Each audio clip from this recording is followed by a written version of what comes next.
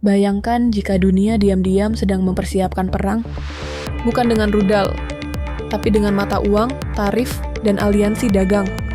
Di satu sisi, G7, kelompok ekonomi mapan yang menguasai sistem keuangan global selama puluhan tahun. Di sisi lain, BRICS, koalisi negara berkembang yang kini menantang aturan main yang dibuat Barat. Dan Indonesia baru saja resmi bergabung dalam permainan besar ini. Pertanyaannya, apakah ini awal dari tatanan ekonomi baru? Atau justru awal dari konfrontasi ekonomi terbesar abad ini? G7 terdiri dari Amerika Serikat, Jepang, Inggris, Jerman, Prancis, Italia, dan Kanada. Kelompok ini menguasai sekitar 45% GDP dunia dan menjadi tulang punggung sistem dolar, IMF, dan perdagangan global. BRICS awalnya hanya 5 negara, Brasil, Rusia, India, China, dan Afrika Selatan. Tapi sekarang meluas menjadi BRICS Plus yang mencakup Indonesia, Arab Saudi, Mesir, Ethiopia, dan Uni Emirat Arab. Bersama-sama, BRICS kini mewakili lebih dari 40% populasi dunia dan punya ambisi jelas.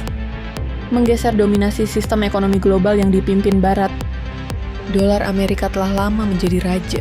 Sebagian besar perdagangan global, utang negara, hingga cadangan devisa menggunakan greenback. Tapi, sejak sanksi ekonomi besar-besaran terhadap Rusia dan Iran, BRICS belajar satu hal. Dolar bisa menjadi senjata. Karena itulah, mereka mendorong penggunaan mata uang lokal, membentuk sistem BRICS Pay, dan bahkan merancang mata uang bersama.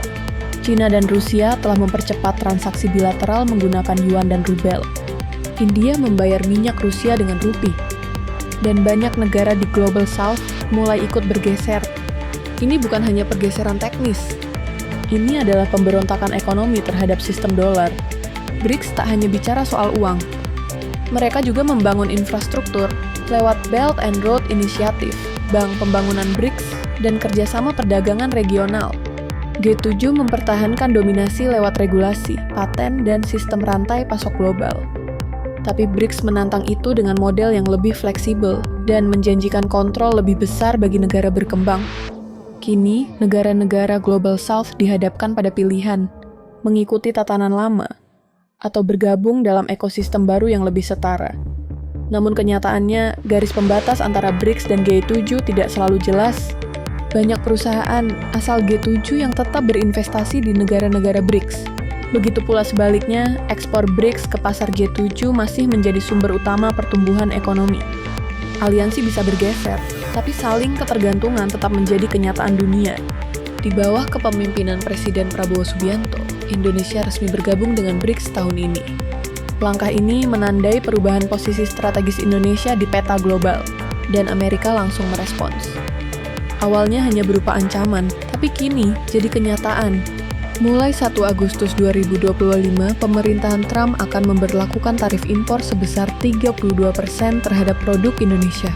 Bukan hanya kata-kata, ini adalah tindakan ekonomi terbuka dari Washington terhadap negara yang mereka anggap condong ke BRICS.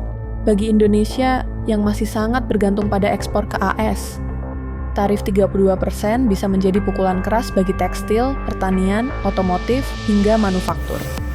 Dengan satu kebijakan, perang ekonomi tak lagi bisa dihindari, dan Indonesia jadi salah satu medan utamanya. Apakah kita sedang menyaksikan lahirnya dua blok besar ekonomi, seperti era Perang Dingin versi baru? Atau justru dunia bergerak ke arah multipolar, di mana banyak kekuatan regional saling bersaing dan beraliansi secara dinamis? Dengan munculnya AI, climate economy, dan desentralisasi teknologi, tatanan ekonomi tak lagi mutlak ditentukan oleh satu kekuatan. G7 ingin mempertahankan sistem, BRICS ingin mengubahnya. Dan negara seperti Indonesia bisa menjadi penentu jalannya sejarah.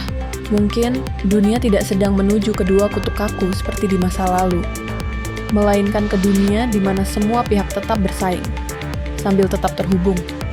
Pertarungan ini bukan hanya soal ekonomi, tapi soal siapa yang berhak menentukan aturan main masa depan. G7 membawa warisan, BRICS membawa perlawanan, dan dunia berada di titik balik sejarah. Gimana menurut kamu? Apakah BRICS benar-benar bisa menantang dominasi G7? Atau ini hanya ilusi kekuatan yang belum siap? Coba tulis pendapatmu di komentar ya. Dan kalau kamu percaya bahwa ekonomi global adalah panggung geopolitik terbesar saat ini, jangan lupa subscribe Agnivarta, karena dunia tidak pernah benar-benar tenang.